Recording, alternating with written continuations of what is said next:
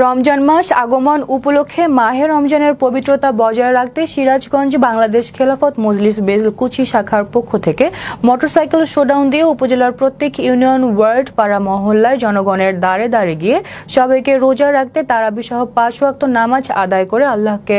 রাজি খুশি করে নিজের আমল আখলাক শুদ্ধ করার জন্য দাওয়াতি আহ্বান জানানো হয়। বৃহস্পতিবার সকালে বেলকুচি উপজেলা বাহেলা আমান জামে মসজিদ থেকে একটি র্যালি বের হয়ে মোটরসাইকেল যোগে খিদ্র মাটিয়া চালা রাজাপুর ভাঙ্গাবাড়ি ধুকুরিয়া বেড়া দৌলতপুর কান্দাপাড়া হয়ে আবার মুকুন্দগাতি যাত্রী ছাউনির সামনে এসে শেষ হয়। পরে সেখানে রমজানের পবিত্রতা রক্ষার্থে সংক্ষিপ্ত আলোচনা সভায় বক্তব্য রাখেন সিরাজগঞ্জ জেলা খেলাফত মজলিসের সহ সভাপতি মাওলানা মোহাম্মদ আলী, জেলা যুগ্ম সাধারণ সম্পাদক আলহাজ হাফেজ রফিকুল ইসলাম, জেলা যুব মজলিসের সভাপতি আব্দুস সাত্তার, বাংলাদেশ খেলাফত মজলিস বেলকুচি শাখার সভাপতি হাবিবুল্লাহ, সাধারণ সম্পাদক হাফেজ মাওলানা আতিকুর রহমান। আলোচনা শেষে সমগ্র মানব জাতির হেদায়েতের জন্য মাগফিরাত কামনা করে মোনাজাত করা হয়।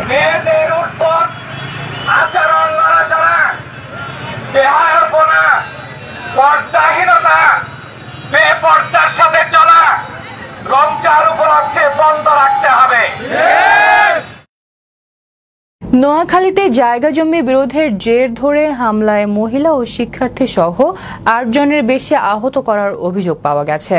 ঘটনাটি ঘটে